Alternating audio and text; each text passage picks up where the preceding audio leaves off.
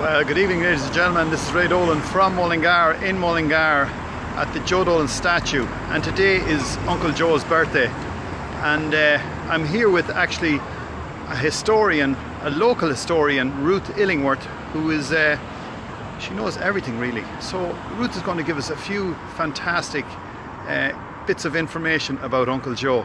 Ruth, how are you? Once again, it's Ray. great to have you from Mullingar in Mullingar. Absolutely great to be here on what would have been Joe's 79th birthday. That's correct, Hard to imagine really, but he did so much for this town. He put Mullingar on the musical map across the world, and it's great to be able to honour him on his birthday by remembering the town he grew up in and what he achieved for Mullingar. He was born just a few weeks after the consecration of the cathedral, and he would have been baptised there and went to Mass there many times. And of course his education started out close to the cathedral, first with the Presentation nuns and then in St Mary's Primary School, and then he moved just down the road from us here to what's now Willan, but was then the site of Mullingar's technical school, the vocational school. And of course he was living out in Grange, a good mile outside the town. He grew up and he was really a country boy when he was growing up, because that's correct, yeah. He and his siblings were busy, including your dad, were busy raiding apples from a farm nearby. And the town he grew up in was still a quite small, largely agricultural town, and of course on both sides of his family, his dad and his mum were farming people from out Port Lomond and Walshestown area. That's correct, yeah. And he grew up in a town with a population of about 7,000, about a third of what it is now. And it said that when he was looking out the window of the vocational school, he could see musicians going in and out of the county hall, now the arts centre, and he wanted to be part of that. And of course it all started from really with a sort of an early version of the X Factor in a marquee up in the Fair Green, which he won. And that was the first time the people of Mullingar got to hear that extraordinary, unique voice. And then, of course, his mother was figuring out, well, there may or may not be anything in this music business, so you better have something you can fall back on, a trade. So he went to work as an apprentice printer in the Westmeath Examiner newspaper. That was the days of the old style print. And although he never actually put his trade to use, he, I think, was always very proud of the fact that he had that one skill. thing, I'll stop you there, Ruth, the one thing that actually gave him was he could remember everyone's name. Yes. And that must have been down to, like, his job was a compositor, so he had to check the paper. Yes, yeah. So I'd say he took that from him. Like, fair enough, he left the job all right after he got his qualifications. Yes. And then hit the road, you know. Yeah, but didn't he, the time president, as she then was, Mary Robinson, came to Mullingar to open the new printing works in the Examiner, he actually printed up a piece, sort of, I think it was actually reporting her visit to the town, just to show that he actually could do it. Go away, yeah? Yeah, I missed that. Yeah, fair play to you, Ruth. And then, of course, the musical career, that really began just as the 60s were beginning, just as we were hitting the era of the show bands, and what one historian of the era described it as the best of decades. The country was finally getting a little bit of life, emigration was dropping off, and the first Mullingar gig was just round the corners from us here in the parochial hall. Wow. Beside All Saints Church, the back of the gravel. That was their first Mullingar gig, just before, I think, or just after the famous one in Castletown Gagan, which is generally reckoned as the first. Brilliant, folks. If you're out there and you're watching, press that share button and let this off, as say to the world, as say this is a fantastic bit of history that Ruth is filling us in here at the moment. So if you're down there or watching us, just press the share button and let her off. Sorry to be stopping you, Ruth. This is very, very, very, very good. Yeah, so I mean, when you think about it, I mean, Joe was there, Joe, and your dad Ben and the rest of them, they were there sort of before the Beatles really got going. Wow. In 1960, the year when they started off here in Mullingar, was also the year the Beatles were playing Hamburg and the Cavern Club that same year. And then it began to take off for them, and the first big hit, of course, was The Answer to Everything, That's right, 1964. And of course they were out at Belvedere. One of their many friends was Rex Bowman. I think Rex, who was one of Mullingar's most flamboyant and colourful characters, was a great friend of theirs. That's and right, of course, the picture of them all there on the steps. And that's part Belvedere. actually, if you go to Belvedere, there's a time capsule there and information on the wall and that. And actually you can stand in where his feet were, as I say. Absolutely, yeah. And then the first number one hit in 1966 with what is Sweet Brown Eyes? Pretty Brown Eyes, Pretty yeah. Brown Eyes, Yeah. yeah. And the great story, because their manager was Seamus Casey, it hit number one the day of his wedding. That's right, The great story yeah. about how they all crashed in. You wouldn't be able to do it now, to the sort of departure lounge at the airport to shout out to everybody that they were number one. It's brilliant, you know, all these mad Mullingar men running around the place. Yo! in the days when, you know, you could do things like that at airports. Yeah. And then, of course, the first started next year will be the 50th anniversary of Make Me an Island. Which That's of course, right. Well, that's when the first band. great international. That's hit, right. Yeah. They had the show band, you could say, the Drifters at that time, and then that broke up. Yeah. And then he got these great songs which made him a yeah. world star. I mean, I have a little story for you. Yeah. They were away on holidays when Make Me an Island sort of broke, you could say. Yeah. And they couldn't be contacted.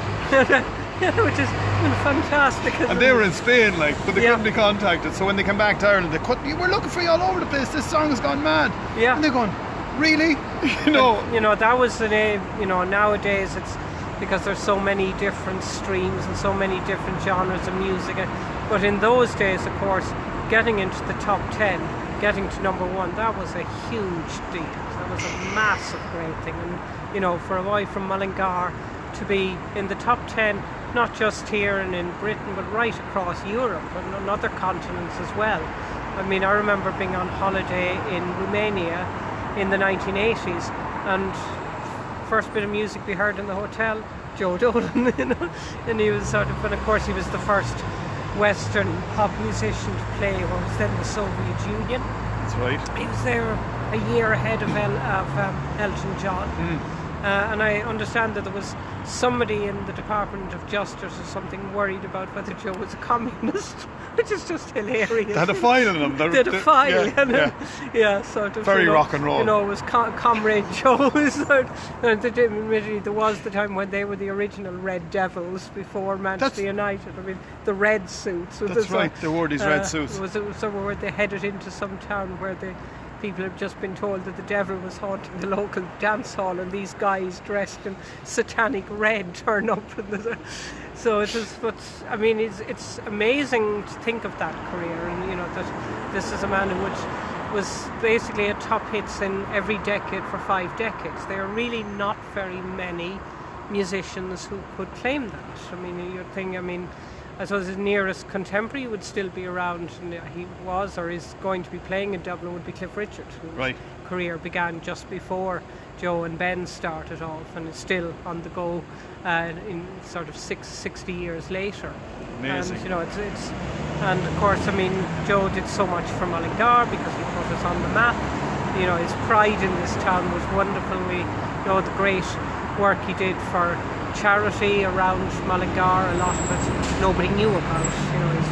You know, his devotion to St. Bridget's School and the kids there, and the free concert they did for the famous The Boys Clubs back in the 60s and 70s, the Christmas concerts and many other things. And you know, his interest, I mean, because he's a cousin of the great Frank Gavigan of the traditional music fame. So I mean, music was in his blood, and of course we talk about Mullingar as the music capital of Ireland, if not the world.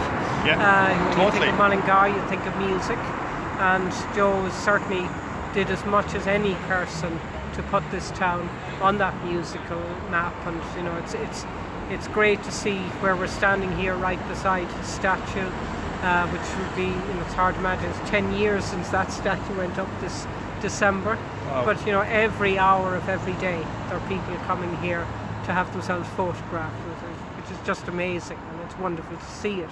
Young, old, and even Saturday night they're standing on it. Like. Oh, absolutely, and singing to it, and he's been draped with every sort of T-shirt and flag imaginable. He gets decorated on Christmas Day. He's been carrying the flags, GA flags, Irish flags, charity flags, things, everything. Well, my connection with the statue, I could say, is that I started off going live in the statue. Yes, that was where it started, at the statue. And you remember the time he moved? That's when right. He started, he was starting to move. He was going. That's what he was rocking, places. you see, on a Saturday night. Things on a Saturday night. So they had to get him moving again. But come here, Ruth. We have. Now we're not finished yet, but we have to pick out. We have a giveaway. Now my father done. We done a competition there 2 or 3 weeks ago, or 2 weeks ago, and it was for actually a collector's item, and it's this video. And it's a video. Remember videos. We don't think it's that long ago, but it actually probably is. But this is a collector's item. So what we're going to do is we're going to pick out the winner. There was nearly 500 people shared and liked this. So Ruth, will you do the honours and pick out the winner out of the champagne bucket, because Joe loves champagne as well. Oh, yes. He did indeed. So the winner is Elizabeth Burton, I think. Elizabeth Burton, you have won this. So if you give me a contact or send me a message, it's upside down, you see, in our upside down camera. But look, I'll keep that just so that I don't lose it. Have it here. So Elizabeth Burton, if you can give us a shout or send us a message, I'll put your name up on top of this. Ruth, you've been a star once again. Oh, it's been a pleasure too, because I said, like, everyone around Mullingar. I mean, I remember Joe going up and down the street. Your dad used to put up aerials for my father. That's right. We're all connected. Yeah, and he used to regale my dad with accounts of what it was like on the road, the music and everything else. So chatting through it all. And, as like everyone else in Mullingar, I'm incredibly proud of everything that Joe did for this town during his wonderful career. And it's sad he's no longer with us in person, but his spirit is still here. His music immortalises him. So happy birthday, Joe. Thanks a million, Ruth. You're a star. Well, there you are, folks. A little bit of information from our historian from Mullingar in Mullingar. This is Ray Dolan live. And if you're looking in there, just share this out with your friends. And thank you very, very much. Happy birthday to you. Happy birthday to you. Happy birthday, dear Joe. Happy birthday to you. Thank you, folks. Good night and God bless.